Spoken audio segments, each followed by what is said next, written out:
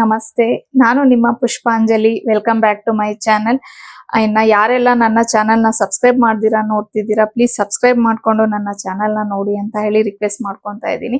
ಹಾಗೆ ನನ್ನ ವಿಡಿಯೋಸ್ ನಿಮಗೆ ಒಂದು ವೇಳೆ ಇಷ್ಟ ಆದರೆ ಪ್ಲೀಸ್ ಲೈಕ್ ಮಾಡಿ ಹಾಗೆ ಶೇರ್ ಮಾಡಿ ಅಂತಲೂ ರಿಕ್ವೆಸ್ಟ್ ಮಾಡ್ಕೊತಾ ಇದ್ದೀನಿ. ಇನ್ನು ಒಂದು ತಿಂಗಳಿಂದ ನಾವು ನಾನ್ ವೆಜ್ ತಿಂದಿರಲಿಲ್ಲ. ಕಾರ್ತಿಕ ಮಾಸ ಇತ್ತು ಅಲ್ವಾ. ನಮ್ಮನೆ ದೇವರು ನಂಜುಂಡೇಶ್ವರ ಆಗಿರೋದ್ರಿಂದ ನಾವು ಕಂಪಲ್ಸರಿಯಾಗಿ ಕಾರ್ತಿಕ ಮಾಸದಲ್ಲಿ ನಾನ್ ವೆಜ್ ತಿನ್ನೋದಿಲ್ಲ.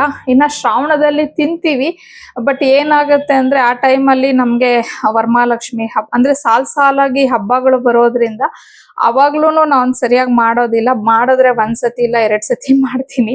ಒಂದೊಂದ್ಸತಿ ಅನ್ಸುತ್ತೆ ಸುಮ್ಮನೆ 1-2 ಸತಿ ಮಾಡೋದಕ್ಕೆ ಏನಕ್ಕಪ್ಪ ಮಾಡೋದು ಬೇಡ ಅಂತ ಹೇಳಿ. ಬಟ್ ಮನೇಲಿ ನಮ್ಮ ಮನೆಯವ್ರು ಕೇಳೋದಿಲ್ಲ. ಯಾಕಂದ್ರೆ ಶ್ರಾವಣ ಮುಗ್ದಿದ ತಕ್ಷಣ ಹಂಗೇನೆ ಇದು ಮತ್ತೆ ನವರಾತ್ರಿಗಳಲ್ಲೂ ಅವಾಗ್ಲೂ ನಾನು ಒಂದು 12ರಿಂದ 15 ದಿನ ಆ ಟೈಮಲ್ಲೂ ಸಹ ನಾನು ನಾನ್ ವೆಜ್ ಮಾಡೋದಿಲ್ಲ. ಸರಿ, ಅವ್ರು ಅದೇ ಹೇಳ್ತಾರೆ, ಶ್ರಾವಣ ಶುರು ಆದ್ರೆ ಇನ್ನ ಕಾರ್ತಿಕದವರೆಗೂ ನೀನ್ ನಾನ್ ವೆಜ್ ಮಾಡೋದೇ ಇಲ್ಲ. ನಮ್ಮ ಮನೆಯಲ್ಲಿ ಪದ್ಧತಿ ಫಾಲೋ ಮಾಡ್ಕೊಂಡ್ ಬರ್ತಾ ಇರೋದು ಕಾರ್ತಿಕ ಮಾಸ. ಸೊ ನೀನು ಶ್ರಾವಣದಲ್ಲಿ ಮಾಡದೇ ಇರೋದು ಆತರ ಎಲ್ಲ ಮಾಡ್ಬೇಡ ಅಂತಾರೆ. ಸೊ ಹಂಗೂ ನಾನು ಆ ಟೈಮಲ್ಲಿ ನೋಡ್ಕೊಂಡು ಅಂದ್ರೆ ವರಮಹಾಲಕ್ಷ್ಮಿ ಹಬ್ಬ 1 ವಾರ ಇದ್ದಂಗೆ ಮಾಡಿದ್ರೆ ಆಮೇಲೆ ಹಬ್ಬ ಎಲ್ಲ ಕಳೆದು 1 ವಾರ ಆದ್ಮೇಲೆ ನಾನು ನಾನ್ ವೆಜ್ ಮಾಡ್ತೀನಿ ಅಷ್ಟೇನೆ. ಯಾಕಂದ್ರೆ ಮನೇಲೂ ಸ್ವಲ್ಪ ಹೇಳಕ್ ಆಗಲ್ಲ ಅಲ್ವಾ ಅವ್ರಿಗೆಲ್ಲಾನು. ಸೊ ಈಗ್ಲೂ ಸುಮಾರು 1 ತಿಂಗಳಿಂದ ತಿಂದಿರ್ಲಿಲ್ಲ. ಬಟ್ ಕಾರ್ತಿಕ್ ಮಾಸದಲ್ಲಿ ಅವ್ರು ಏನು ಕೇಳೋದು ಇಲ್ಲ, ಮಾಡು ಅಂತ ಹೇಳೋದು ಇಲ್ಲ. ಅವರು ನನ್ನಂಗೆ ಸ್ಟ್ರಿಕ್ಟ್ ಆಗಿ ಫಾಲೋ ಮಾಡ್ತಾರೆ. ಇನ್ನ ಮಕ್ಕಳು ಅಷ್ಟೇ, ಅವರು ಏನು ಇದ್ ಮಾಡಲ್ಲ. ಬಟ್ ಪಾವನಿಗೆ ಸ್ವಲ್ಪ ನಾನ್ ವೆಜ್ ಅಂದ್ರೆ ತುಂಬಾ ಇಷ್ಟ. ಅವಳು ಅವಾಗ ಅಮ್ಮ ಇನ್ನೂ ಎಷ್ಟು ದಿನ ಇದೆ ಅಂತ ಹೇಳಿ ಕೇಳ್ತಿರ್ತಾಳೆ ಅಷ್ಟೇನೆ. ಸೊ ಇವತ್ತು ಬೆಳಿಗ್ಗೆನೆ ನಾನ್ ವೆಜ್ ಮಾಡೋಣ ಅಂತ ಹೇಳಿ ಅಂದ್ರೆ ನೆನ್ನೆನೆ ಹೇಳಿದ್ರು ಮನೆಯವರು, ದೋಸೆಗೆ ಹಾಕ್ಬಿಡಮ್ಮ, ಬೆಳಿಗ್ಗೆನೆ ಚಿಕನ್ ತಗೊಂಡ್ ಬರ್ತೀನಿ, ದೋಸೆ ಮಾಡ್ಬಿಟ್ಟು ಚಿಕನ್ ಸಾರು ಮಾಡು ಅಂತ ಅಂದ್ಬಿಟ್ಟು. ನಮ್ಮನೇಲಿ ಯೂಶಲಿ ದೋಸೆ ಇಡ್ಲಿಗೆ ಈ ತರ ಚಿಕನ್ ಸಾರು ಕಾಂಬಿನೇಷನ್ ತುಂಬಾ ಇಷ್ಟಪಡ್ತಾರೆ. ಸೊ ಹಂಗಾಗಿ ನಾನು ದೋಸೆಗೆಲ್ಲ ಹಾಕಿದ್ದೆ. ಈಗ ಅವರು ಹೋಗಿ ಚಿಕನ್ ತಗೊಂಡ್ ಬರಕ್ ಹೋಗಿದ್ದಾರೆ. ಇನ್ನ ನಾನು ಎದ್ದಿದ ತಕ್ಷಣ ಯೂಶಲಿ ಫಸ್ಟ್ ಬೆಡ್ ಎಲ್ಲ ಸರಿ ಮಾಡ್ಬಿಡ್ತೀನಿ. ನನ್ಗೆ ಬೆಡ್ ಕ್ಲೀನ್ ಆಗಿರ್ಬೇಕು. ಅಂದ್ರೆ ಅದು ಆಕ್ಚುಲಿ ಏನಂತಂದ್ರೆ ನಾವ್ ಯಾವಾಗ್ಲೂ ನಮಗ್ ತೀರ್ದಾಗ ಮಾಡೋದು ಅಲ್ಲ, ಎದ್ದಿದ ತಕ್ಷಣ ಬೆಡ್ ಕ್ಲೀನ್ ಮಾಡ್ಬೇಕು ಅಂತ ಹೇಳ್ತಾರೆ.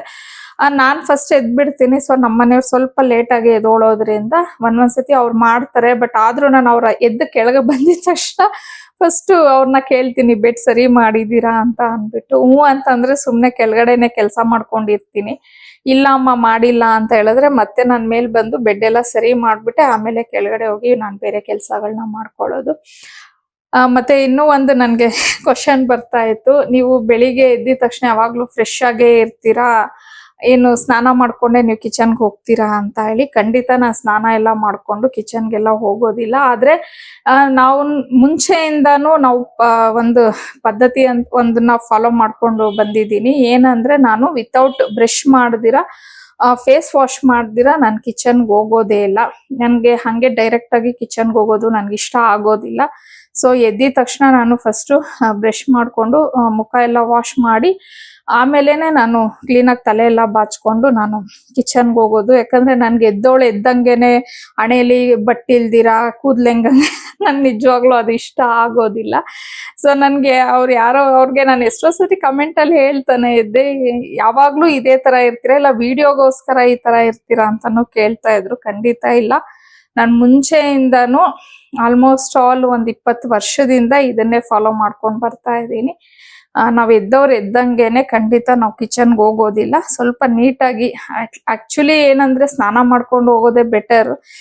ಬಟ್ ಬೆಳಿಗ್ಗೆನೆ ಸ್ನಾನ ಮಾಡ್ಕೊಂಡು ಕಿಚನ್ಗೆ ಹೋಗೋ ಅಷ್ಟು ನನಗೆ ಟೈಮ್ ಇರೋದಿಲ್ಲ. ಹಂಗಾಗಿ ನಾನು ನೀಟಾಗಿ ಬ್ರಷ್ ಮಾಡ್ಕೊಂಡು ಫ್ರೆಶ್ನಪ್ ಆಗಿ ಹೋಗ್ತೀನಿ ಅಷ್ಟೇನೆ. ಅವ್ರ ಪಾಪ ಸರಿ ಹೇಳಿದ್ರು, ಅವ್ರು ರಿಪೀಟ್ ಪ್ರತಿ ಒಂದು ವಿಡಿಯೋಗೂ ನನ್ಗೆ ಅವ್ರು ಕಮೆಂಟ್ ಹಾಕ್ತಾನೆ ಇದ್ರು. ಹಂಗಾಗಿ ಕ್ಲಾರಿಫಿಕೇಶನ್ ಕೊಡ್ತಿದ್ದೀನಿ ಅಷ್ಟೇನೆ.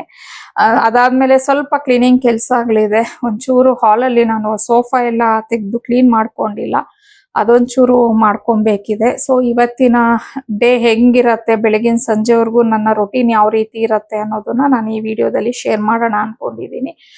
ಸೊ ಈಗ ಆಲ್ರೆಡಿ ಟೈಮ್ ಆಗಿದೆ, ಇನ್ನೇನು ನಮ್ಮ ಮನೆಯವ್ರು ಬರ್ತಾರೆ. ಸೊ ಅವ್ರು ಬರೋ ಅಷ್ಟೊತ್ತಿಗೆ ನಾನು ಮಸಾಲೆ ಎಲ್ಲ ರೆಡಿ ಮಾಡಿ ಇಟ್ಕೊಂಡ್ಬಿಡ್ತೀನಿ. ಮತ್ತೆ ಆಕ್ಚುಲಿ ಏನಂತಂದ್ರೆ ನಮ್ಮ ಮನೆಯವ್ರು ಆಫೀಸ್ಗೆ ನಾನ್ ವೆಜ್ ತಗೊಂಡ್ ಹೋಗ್ತಾರೆ, ಅವ್ರದ್ದೇನ್ ರಿಸ್ಟ್ರಿಕ್ಷನ್ ಇಲ್ಲ. ಬಟ್ ಪಾವನಿ ಸ್ವಲ್ಪ ಅವಾಯ್ಡ್ ಮಾಡ್ತಾಳೆ. ಸೊ ಅವಳಿಗೆ ದೋಸೆಗೆ ಚಟ್ನಿ ಏನಾದ್ರು ಮಾಡ್ಕೊಟ್ಬಿಡ್ತೀನಿ ನಾನು. ಅವಳು ಒಂಚೂರು ಕಾಲೇಜ್ಗೆಲ್ಲ ನಾನ್ ವೆಜ್ ತಗೊಂಡೋಗೋದಕ್ಕೆ ಸ್ವಲ್ಪ ಹಿಂದೆಟ್ಟಾಗ್ತಾಳೆ. ಸೊ ಅಂದ್ರೆ ಇಲ್ಲಿ ತಿಂತಾಳೆ ಬಟ್ ಬಾಕ್ಸ್ಗೆಲ್ಲ ತಗೊಂಡೋಗೋದಿಲ್ಲ. ಸಂಜೆ ಬಂದು ಅವಳು ಊಟ ಮಾಡ್ಕೊಂತಾಳೆ. ಸೊ ಇನ್ನೇನ್ ಬಂದಿರ್ತಾರೆ ಅಂತ ಅನ್ಕೊಂತೀನಿ. ಹೋಗಿ ಫಸ್ಟ್ ನಾನು ಟಿಫನ್ಗೆಲ್ಲ ರೆಡಿ ಮಾಡ್ಬಿಡ್ತೀನಿ. ಯಾಕಂದ್ರೆ ಅವ್ರಿಗೂ ಒಂದ್ಸತಿ ಮುದ್ದೆ ಮಾಡ್ಬೇಕು, ಮತ್ತೆ ಮಧ್ಯಾಹ್ನಕ್ಕೆ ಮತ್ತೆ ಅಗೇನ್ ಇನ್ನೂ ಒಂದ್ ಟ್ರಿಪ್ ನಾನು ಮುದ್ದೆ ಮಾಡ್ಕೊಬೇಕಾಗುತ್ತೆ. ಸೊ ಈಗ ನಾನು ದೋಸೆ, ಮುದ್ದೆ, ಚಿಕನ್ ಸಾರು ಎಲ್ಲ ಮಾಡ್ಕೊಳಕ್ ಸ್ವಲ್ಪ ಟೈಮ್ ಆಗೋಗ್ಬಿಡತ್ತೆ. ಹಂಗಾಗಿ ಈಗ ಅವ್ರು ಬರೋ ಅಷ್ಟೊತ್ತಿಗೆ ಮಸಾಲೆ ರುಬ್ಕೊಂಡ್ಬಿಟ್ರೆ ನಂದು ಅದೊಂದು ಇದಾಗತ್ತೆ. ಸೊ ಇನ್ನು ತಡ ಮಾಡೋದು ಬೇಡ, ಹಂಗೆ ವ್ಲಾಗ್ನ ಕಂಟಿನ್ಯೂ ಮಾಡ್ತೀನಿ.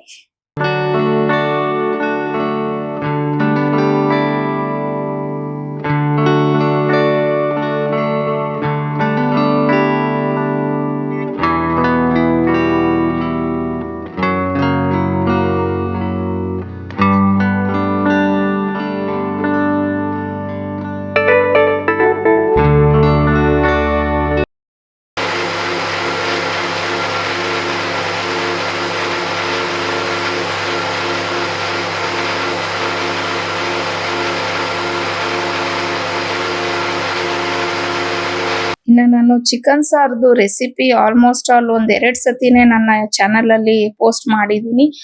ಹಂಗಾಗಿ ರೆಸಿಪಿನೆಲ್ಲ ನಾನು ಇಲ್ಲೇನು ಶೇರ್ ಮಾಡ್ತಾ ಇಲ್ಲ. ಇನ್ನ ನಮ್ಮನೇಲಿ ಇವತ್ತು ಆಕ್ಚುಲಿ ಮೊಟ್ಟೆ ಕೋಳಿ ತಗೊಂಡ್ ಬಂದಿದ್ರು, ಹಂಗಾಗಿ ಕುಕ್ಕರ್ ಅಲ್ಲೇ ಮಾಡ್ಕೊಂತಾ ಇದ್ದೀನಿ. ಒಂದ್ 5 ವಿಜಿಲ್ ಏನೋ ಕೂಗಿಸ್ಕೊಂತೀನಿ ಇದನ್ನ. ಯಾಕಂದ್ರೆ ನಾವೇನೋ ತಿನ್ಬಿಡ್ತೀವಿ, ಬಟ್ ಮಾವ ಅವ್ರಿಗೆ ಸ್ವಲ್ಪ ಕಷ್ಟ ಆಗತ್ತೆ ಅಂತ ಹೇಳ್ಬಿಟ್ಟು ಒಂಚೂರು ಚೆನ್ನಾಗಿ ಬೇಯ್ಲಿ ಅಂತ ಹೇಳಿ ಒಂದ್ 5 ವಿಜಿಲ್ ಕೂಗಿಸಿದ್ರೆ ಅದು ಚೆನ್ನಾಗಿ ಬೆಂದಿರತ್ತೆ. ಆಮೇಲೆ ವಿಜಿಲ್ ಎಲ್ಲ ಅಂದ್ರೆ ಪ್ರೆಷರ್ ಹೋದ್ಮೇಲೆ ಮತ್ತೆ ನಾನು ಮುಚ್ಚಳ ತೆಗೆದ್ಬಿಟ್ಟು ಆಮೇಲೆ ಮೊಟ್ಟೆ ಹಾಕ್ಬಿಟ್ಟು ಅವಾಗ ಒಂದ್ 10 ನಿಮಿಷ ಬೇಯಿಸ್ತೀನಿ. ಸೊ ಅಷ್ಟು ಬೇಯಿಸಿದೀನಿ ಅಂದ್ರೆ ಅವ್ರಿಗೆ ತಿನ್ನಕ್ಕೇನು ಪ್ರಾಬ್ಲಮ್ ಆಗೋದಿಲ್ಲ. ಹಂಗಾಗಿ ನಾನು ಈ ರೀತಿ ಮಾಡ್ಕೊಂತೀನಿ.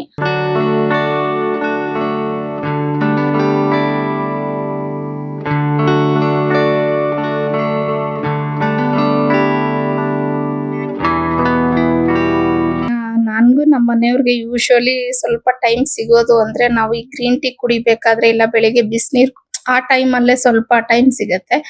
ಸರಿ ಹಂಗೆ ಮಾತಾಡ್ತಿದ್ದೆ, ಬೆಳಿಗ್ಗೆ ಹನಿ ಫೋನ್ ಮಾಡಿದ್ಲು. ಅವಳು ಅವ್ರ ಪಪ್ಪನ್ಗೆ ಅದೇ ನಮ್ಮನೆಯವ್ರಿಗೆ ಏನಂದ್ರೆ ಅವ್ರಿಗೆ ಸ್ವಲ್ಪ ಕೂದಲು ಜಾಸ್ತಿ ಆಗ್ಬಿಟ್ಟಿದೆ, ಕಟಿಂಗ್ ಮಾಡಿಸ್ಕೊಬೇಕು ಅಂತ ಹೇಳಿ. ಇವ್ರು ಯೂಶುವಲಿ ಕಟಿಂಗ್ ಹೋದ್ರೆ ಏನ್ ಮಾಡ್ತಾರೆ ಅಂದ್ರೆ ಫುಲ್ ಶಾರ್ಟ್ ಮಾಡಿಸ್ಬಿಡ್ತಾರೆ. ಅದು ಅವ್ರಿಬ್ಬರು ಮಕ್ಳಿಗೂ ಇಷ್ಟ ಆಗೋದಿಲ್ಲ.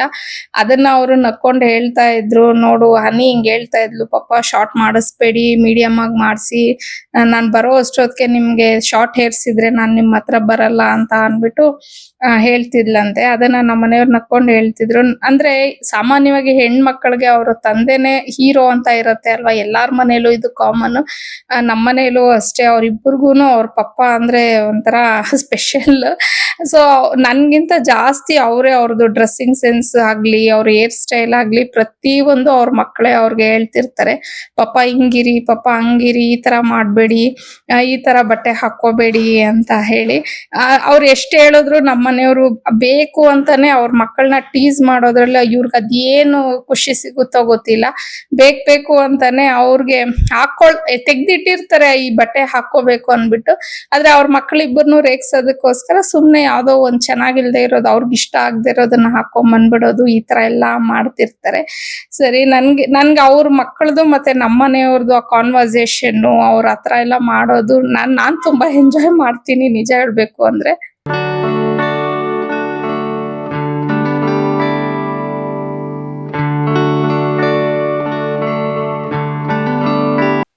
ಆಮೇಲೆ ನಮ್ಮನೆಯವರು ಮತ್ತೆ ಪಾವನಿ ಇಬ್ರುನು ಹೋದ್ರು. ಅದಾದ್ಮೇಲೆ ನಾನು ಮಾವ ಅವ್ರಿಗೆ ಅಂತ ಹೇಳಿ ಟಿಫನ್ ಮಾಡ್ಕೊಂತಾ ಇದ್ದೆ.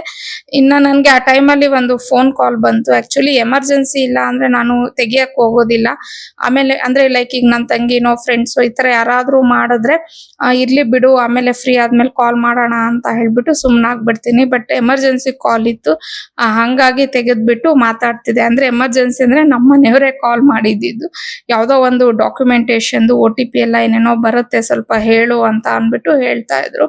ಸರಿ ಅವ್ರ ಜೊತೆ ಮಾತಾಡ್ಕೊಂಡೆ ನಾನು ಟಿಫನ್ ಕೆಲಸಗಳೆಲ್ಲ ಏನೇನಿದೆ ಅದನ್ನೆಲ್ಲ ಮುಗಿಸ್ಕೊಂಡೆ. ಇನ್ನ ಯೂಶುವಲಿ ನಾನು ಹೇಳಿದ್ದೆ ಕೆಲವೊಂದು ವ್ಲಾಗ್ಸ್ ಅಲ್ಲಿ ನಾನು ಈ ತರ ಯಾವ್ದಾದ್ರು ಫೋನ್ ಕಾಲ್ ಬಂದ್ರೆ ಸುಮ್ನೆ ಒಂದ್ ಕಡೆ ಕುತ್ಕೊಂಡು ಮಾತಾಡೋದು ಆತರ ಮಾಡೋದಿಲ್ಲ.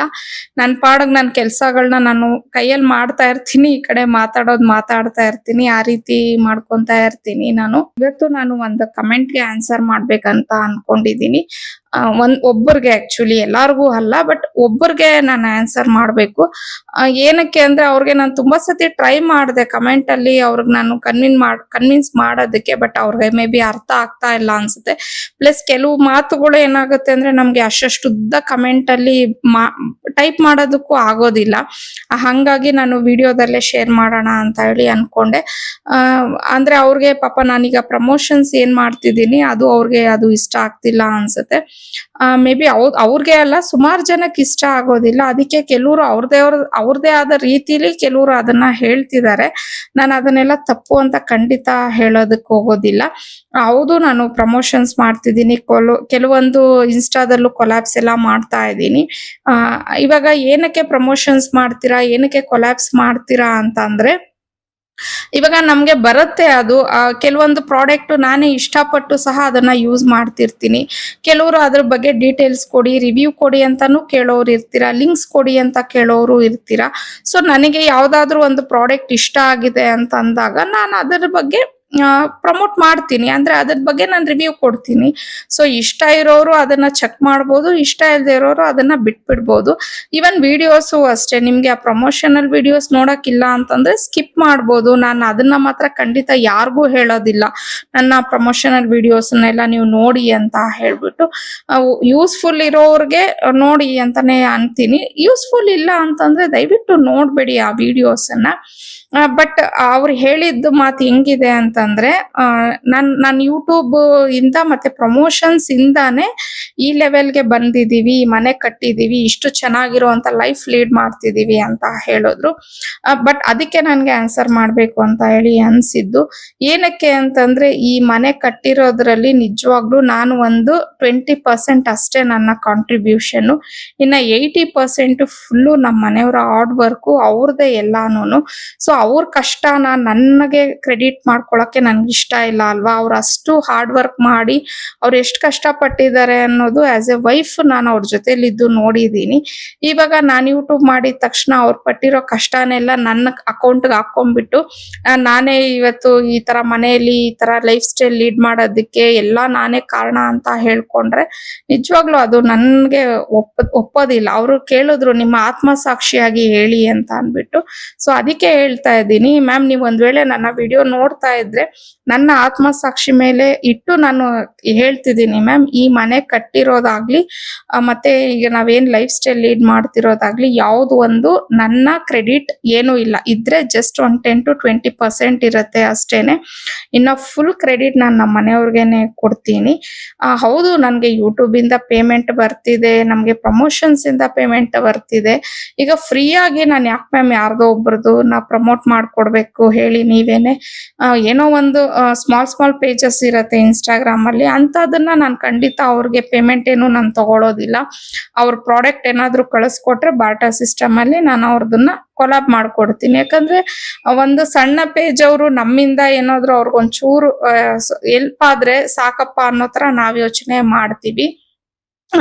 ಇನ್ನ ಕೆಲವೊಂದಕ್ಕೆಲ್ಲ ನಾನು ಯಾಕೆ ಇಸ್ಕೊಂಬಾರ್ದು ನೀವೇ ಹೇಳಿ. ಯಾರಾದ್ರೂ ದಡ್ರು ಇರ್ತಾರ ಸುಮ್ನೆ ಅವ್ರಿಗೆ ಫ್ರೀ ಆಗಿ ಮಾಡ್ಕೊಡೋದಕ್ಕೆ? ಹಂಗನ್ಬಿಟ್ಟು ನನಗ್ ಬರೋ ಈ ಪೇಮೆಂಟ್ ಇಂದ, ನನಗ್ ಬರೋ ಈ ಕೊಲಾಬ್ಸ್ ಇಂದಾನೆ ನನ್ನ ಲೈಫ್ ಸ್ಟೈಲ್ ನಾನು ಲೀಡ್ ಮಾಡೋದಕ್ಕೆ ಖಂಡಿತ ಸಾಧ್ಯ ಇಲ್ಲ. ಯಾಕಂದ್ರೆ ನನ್ನ ಮಕ್ಳ ಎಜುಕೇಶನ್ಗೆನೆ ಎಷ್ಟೋ ಬೇಕಾಗತ್ತೆ.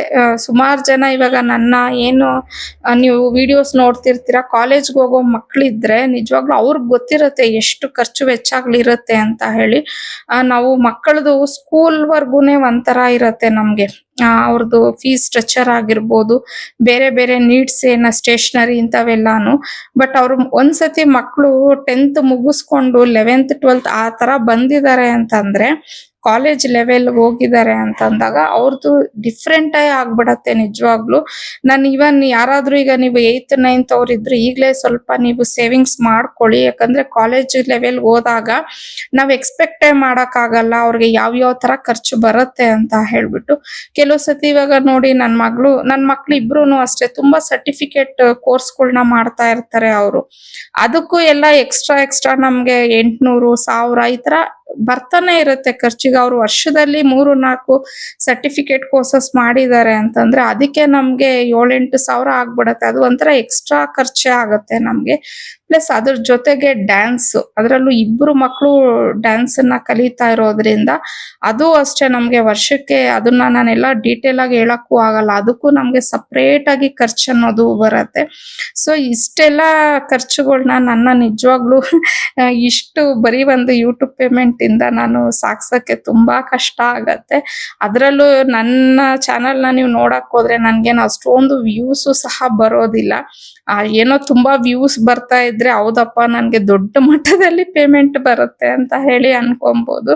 ನಾನು ಇನ್ನೊಂದು ಡೈಲಿ ವ್ಲಾಗ್ಸ್ ಹಾಕೋದಿಲ್ಲ, ವಾರದಲ್ಲಿ 1-2 ಹಾಕ್ತೀನಿ ಅಷ್ಟೇನೆ. ಸೊ 1-2 ವಿಡಿಯೋಸ್ ಹಾಕಿದ ತಕ್ಷಣನು ನಮ್ಗೆ ಆ ಲೆವೆಲ್ಗೆ ಹೆಂಗೆ ಪೇಮೆಂಟ್ ಬರಕ್ಕೆ ಸಾಧ್ಯ ಇದೆ? ಸೊ ಅವ್ರಿಗೆ ಪಾಪ ಅವರು ಪದೇ ಯಾಕೆ ಆ ಲೆವೆಲ್ಗೆ ಅವರು ಇದಾಗ್ತಿದ್ದಾರೆ, ಇಲ್ಲ ಜಲಸ್ ಆಗ್ತಿದ್ಯೋ ಇಲ್ಲ ಬೇರೆ ಏನ್ ರೀಸನ್ ಅಂತ ನನಗೆ ಗೊತ್ತಿಲ್ಲ ಅವರು. ಬಟ್ ಬಿಫೋರ್ ಇಂದ ನೀವು ನನ್ನ ವಿಡಿಯೋಸ್ನ ನೋಡ್ಕೊಂಡು ಬಂದ್ರೆ ನಾವ್ ಇದೇ ಮನೇಲಿ ಇದ್ದೀವಿ. ನಾವ್ ಯಾವ್ದೋ ಒಂದು ಬೇರೆ ಪುಟ್ಟ ಅಡಿಗೆ ಮನೆ ಇಲ್ಲ ಚಿಕ್ಕದಾಗಿ ಯಾವ್ದೋ ಒಂದು ರೆಂಟೆಡ್ ಹೌಸ್ ಅಲ್ಲಿ ಇದ್ಕೊಂಡು ಇಲ್ಲ ಚಿಕ್ಕದಾಗಿ ನಮ್ದೇ ಓನ್ ಹೌಸ್ ಅಲ್ಲಿ ಇದ್ಕೊಂಡು ಆಮೇಲೆ ನಾವ್ ಈ ಮನೆಗ್ ಬಂದಿದೀವಿ ಅಂತ ಹೇಳಿದ್ರೆ ಅಟ್ಲೀಸ್ಟ್ ಅವ್ರು ಹೇಳಿರೋದನ್ನ ನಾನು ಒಂದ್ 50% ಆದ್ರೂ ತಗೊಂಡ್ಬಿಡ್ತೀನಿ. ಹೌದು ನಾವ್ ಆ ತರ ಇದ್ವಿ, ಇವಾಗ ಈ ತರ ಎಲ್ಲ ಇದೀವಿ ಅಂದ್ರೆ ಅರ್ಧ ಶೇರ್ ನಂದು ಆಗತ್ತೆ ಅಂತ ಹೇಳಿ. ಬಟ್ ಇದ್ರಲ್ಲಿ ನಿಜವಾಗ್ಲೂ ನನ್ನ ಕಾಂಟ್ರಿಬ್ಯೂಷನ್ನೇ ಇಲ್ಲ. ಸೊ ಸುಮ್ನೆ ನನಗೆ ಆ ಕ್ರೆಡಿಟ್ನೆಲ್ಲ ತಗೊಳಕ್ಕೂ ನನ್ಗೆ ಇಷ್ಟ ಇಲ್ಲ. ಅವ್ರು ಎಷ್ಟು ಹಾರ್ಡ್ ವರ್ಕ್ ಮಾಡ್ತಾರೆ ಅದು ಅವ್ರಿಗೆ ಹೋಗ್ಬೇಕು. ಯಾರು ಕಷ್ಟ ಪಡ್ತಾರೆ ಅವ್ರಿಗೆ ತಾನೇ ಸಲ್ಲಬೇಕು ಆ ಕ್ರೆಡಿಟು ಸಹ. ನಾನು ಅದನ್ನ ಯೋಚನೆ ಮಾಡ್ತೀನಿ. ಹೌದು ನನ್ಗೆ ಯೂಟ್ಯೂಬ್ ಇಂದ ಪೇಮೆಂಟ್ ಬರ್ತಿದೆ, ಪ್ರಮೋಷನ್ಸ್ ಇಂದ ಪೇಮೆಂಟ್ ಬರ್ತಿದೆ. ಸೊ ಅದನ್ನ ನಾನು ತುಂಬಾ ಸತಿ ವ್ಲಾಗ್ಸ್ ಅಲ್ಲಿ ಹೇಳಿದ್ದೀನಿ ನಾನು ಏನ್ ಮಾಡ್ತೀನಿ ಅಂತ ಅನ್ಬಿಟ್ಟು. ಕೆಲವೊಂದು ನನ್ನ ಪರ್ಸನಲ್ ಖರ್ಚುಗಳು ಅನ್ನೋದು ಇದ್ದೇ ಇರುತ್ತೆ. ಇವಾಗ ನೀವೇ ನೋಡಿದೀರಾ, ನನ್ಗೆ ಲಾಟ್ ಆಫ್ ಫಂಕ್ಷನ್ಸ್ ಇರುತ್ತೆ ಫ್ಯಾಮಿಲೀಸ್ ಅಲ್ಲಿ. ಸೊ ಒಂದು ತಿಂಗಳಲ್ಲೇ ನಾನು 6-7 ಫ್ಯಾಮಿಲಿ ಫಂಕ್ಷನ್ಸ್ ಅಟೆಂಡ್ ಮಾಡಿದ್ದೀನಿ ಅಂದ್ರೆ ಅದಕ್ಕೂ ನಾವೆಲ್ಲ ಬಿಡಿಸಿ ಹೇಳೋದಕ್ಕಾಗಲ್ಲ ಅಲ್ವಾ. ಓಡಾಡೋ ಖರ್ಚುಗಳು ಇರುತ್ತೆ. ಇವಾಗ ಅವ್ರಿಗೆ ಗಿಫ್ಟ್ ಮಾಡ್ತೀವಿ ಅದು ಖರ್ಚಿರುತ್ತೆ. ಪ್ಲಸ್ ಇವಾಗ ನಾವು ಹೊಸದಾಗಿ ಸ್ಯಾರಿ ತಗೋಬೇಕು, ಬ್ಲೌಸ್ ಸ್ಟಿಚ್ ಮಾಡ್ಬೇಕು, ಇವು ಎಲ್ಲ ಖರ್ಚಿರುತ್ತೆ. ಸೊ ನಾನು ಪ್ರತಿ ಒಂದು ಸಿಲ್ಲಿಯಾಗಿ ಇದಕ್ಕಿಷ್ಟ ಆಯ್ತು ಅಂತಾನು ನಾನು ಅದನ್ನೆಲ್ಲ ಓಪನ್ ಆಗಿ ಹೇಳ್ಕೊಳಕ್ಕೂ ಆಗೋದಿಲ್ಲ. ಸೊ ಈ ತರ ಸಣ್ಣ ಪುಟ್ಟ ಖರ್ಚುಗಳನ್ನ ನಾನು ಒಂಚೂರು ಮೇಂಟೈನ್ ಮಾಡ್ಕೊಂತೀನಿ. ಮತ್ತೆ ನನ್ನ ಮಕ್ಕಳಿಗೆ ಅಂತ ಹೇಳಿ ಕೆಲವೊಂದು ಗೋಲ್ಡ್ ಸೇವಿಂಗ್ಸ್ ಅಂತ ಹೇಳಿ ಮಾಡ್ಕೊಂತಾ ಇದ್ದೀನಿ. ಯಾಕಂದ್ರೆ ಇಬ್ರು ಹೆಣ್ಮಕ್ಳು ಇರೋದ್ರಿಂದ ನಾನು ಇನ್ನೊಂದು 4-5 ಇಯರ್ಸ್ ನನ್ನ ಮಗಳಿಗೆ ಮದ್ವೆ ಮಾಡ್ಬೇಕು. ಸೊ ಅವಳಿಗೆ ಅಂತ ಹೇಳಿ ಸ್ವಲ್ಪ ನನ್ನ ಕಡೆಯಿಂದ ಅಳಿಲ್ ಸೇವೆ ಅಂತ ಹೇಳ್ತಾರಲ್ವಾ, ಸೊ ಆತರ ನನ್ನ ಕಡೆಯಿಂದ ಸ್ವಲ್ಪ ಸೇವಿಂಗ್ಸ್ ಮಾಡೋದು ಈ ರೀತಿ ಮಾಡ್ತಿದ್ದೀನಿ ಅಷ್ಟೇನೆ ಹೊರ್ತು ನನ್ನ ಯೂಟ್ಯೂಬ್ ಇಂದ ನಿಜವಾಗ್ಲೂ ನನ್ನ ಲೈಫ್ ಸ್ಟೈಲು ಯಾವುದೇ ಕಾರಣಕ್ಕೂ ಇದು ನಡೀತಾ ಇಲ್ಲ. ಮೇ ಬಿ ಮ್ಯಾಮ್ ನಿಮ್ಗೆ ಆನ್ಸರ್ ಸಿಕ್ಕಿದೆ ಅಂತ ಹೇಳಿ ಅನ್ಕೊಂತಾ ಇದ್ದೀನಿ. ಇನ್ನೂ ನಿಮ್ಗೆ ಡೌಟ್ ಇದೆ, ಇನ್ನೂ ನಿಮ್ಗೆ ಕ್ಲಾರಿಫಿಕೇಶನ್ ಆಗೇ ಇಲ್ಲ ಅಂತಂದ್ರೆ ನಾನು ಏನು ಮಾಡೋಕ್ಕಾಗಲ್ಲ. ನಾನು ಮುಂದಕ್ಕೆ ಇದ್ರ ಬಗ್ಗೆ ಮಾತಾಡಕ್ ನನ್ಗೆ ಇಷ್ಟನೂ ಆಗೋದಿಲ್ಲ.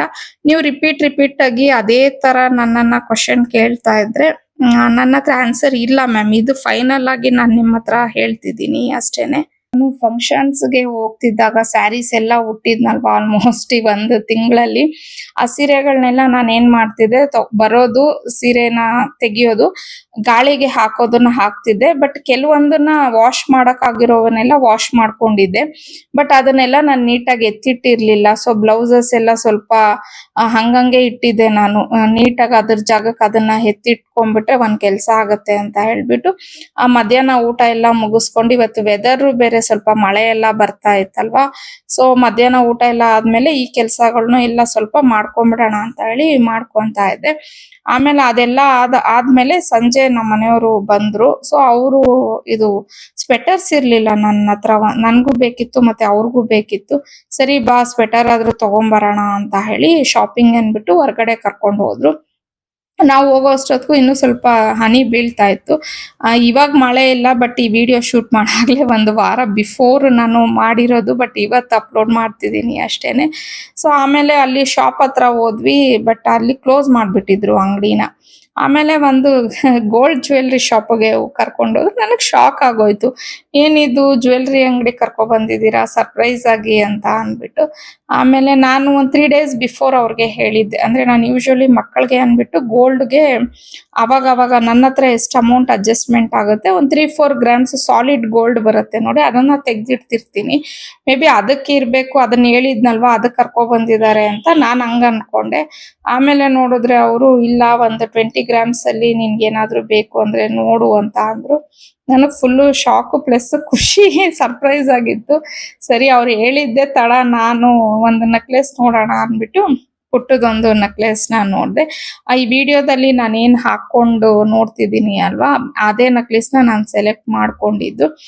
22 ಗ್ರಾಮ್ಸ್ ಏನೋ ಇತ್ತು ಅದು, ಬಟ್ ಅದು ಕೆಳಗಡೆ ಬೀಟ್ಸ್ ಎಲ್ಲ ಬಂದಿದ್ದಕ್ಕೆ ಅದನ್ನೆಲ್ಲ ಮೈನಸ್ ಮಾಡಿದ್ರೆ 20 ಗ್ರಾಮ್ಸ್. ಏನಕ್ಕೆ ಈ ಮಾತು ಹೇಳ್ತಿದ್ದೀನಿ ಅಂದ್ರೆ, ನಮ್ಮ ಮನೆಯವರು 20 ಗ್ರಾಮ್ಸ್ ಮೇಲೆ 1 ಗ್ರಾಮ್ ಎಕ್ಸ್ಟ್ರಾ ತಗೊಂಡ್ರು ನಾನು ಕೊಡ್ಸಲ್ಲ ಅಂತ ಹೇಳ್ಬಿಟ್ಟಿದ್ರು. ಸರಿ ಅದಕ್ಕೆ ನಾನು ಅದನ್ನೇ ಸೆಲೆಕ್ಟ್ ಮಾಡ್ಕೊಂಡೆ. ಅವ್ರ ಹತ್ರ ಬರೀ 2 ಇತ್ತು ನೆಕ್ಲೆಸ್ 20 ಗ್ರಾಮ್ಸ್, ಹೆಚ್ಚು ಕಮ್ಮಿ ಇದ್ರಲ್ಲಿ. ಹಂಗಾಗಿ ಅದ್ರಲ್ಲಿ ಅದು ಒಂದು ನೆಕ್ಲೆಸ್ ನನ್ಗೆ ಇಷ್ಟ ಆಗಿದ್ದು. ಸರಿ ಅದನ್ನ ಸೆಲೆಕ್ಟ್ ಮಾಡ್ಕೊಂಡೆ. ಪೇಮೆಂಟ್ ಎಲ್ಲ ಮಾಡಿದ್ವಿ, ಬಟ್ ಆಮೇಲೆ ಅವರು ಹಾಲ್ ಮಾರ್ಕ್ ಹಾಕಿಲ್ಲ ಅದಕ್ಕೆ. ಆಮೇಲೆ ಚೆಕ್ ಮಾಡಿದ್ವಿ, ಹಾಲ್ ಮಾರ್ಕ್ ಹಾಕಿರ್ಲಿಲ್ಲ. ಸರಿ ಮಹೇಶ್ ಇನ್ನೊಂದು 2 ಡೇಸ್ ಬಿಟ್ಕೊಂಡ್ ಬನ್ನಿ, ನಾನು ಅಷ್ಟೊತ್ತಿಗೆ ಹಾಕಿಟ್ಟಿರ್ತೀನಿ ಅಂತ ಅನ್ಬಿಟ್ಟು ಅವರು ಹೇಳಿದ್ರು. ಆಯ್ತು ಅಂತ ಅನ್ಬಿಟ್ಟು ನಾವು ಅಂದ್ರೆ ಪೇಮೆಂಟ್ ಎಲ್ಲ ಮಾಡ್ಬಿಟ್ಟು ಇನ್ನೊಂದು 2 ಡೇಸ್ ಆದ್ಮೇಲೆ ತಗೊಂಬರೋಣ ಅಂತ ಹೇಳಿ ಹಂಗೆ ಬಿಟ್ಟು ಬಂದ್ವಿ. ಪ್ಲಸ್ ನಾನು ಈ ನೆಕ್ಲೆಸ್ ನ ಏನಕ್ಕೆ ಸೆಲೆಕ್ಟ್ ಮಾಡ್ಕೊಂಡೆ ಅನ್ನೋದನ್ನು ಸಹ ನಾನು ಡೀಟೇಲ್ ಆಗಿ ನಿಮ್ಗೆ ಇನ್ನೊಂದು ಯಾವ್ದಾದ್ರು ಒಂದು ವ್ಲಾಗ್ ಅಲ್ಲಿ ಹೇಳ್ತೀನಿ ರೀಸನ್. ಸೊ ನಾನು ನೆಕ್ಲೆಸ್ ತಗೊಂಡ್ ಬಂದಿಲ್ಲ ಇನ್ನು ಮನೆಗೆ, ತಗೊಂಡ್ ಬಂದಾಗ ಬೇಕಾದ್ರೆ ನಾನು ಅದ್ರ ಬಗ್ಗೆ ಹೇಳ್ತೀನಿ. ಸೊ ಫೈನಲಿ ಈ ವ್ಲಾಗ್ನ ಇಲ್ಲಿಗೆ ಎಂಡ್ ಮಾಡ್ತಾ ಇದ್ದೀನಿ. ಐ ಹೋಪ್ ನಿಮ್ಗೆ ಈ ವ್ಲಾಗ್ ಇಷ್ಟ ಆಗಿರತ್ತೆ ಅನ್ಕೋತೀನಿ.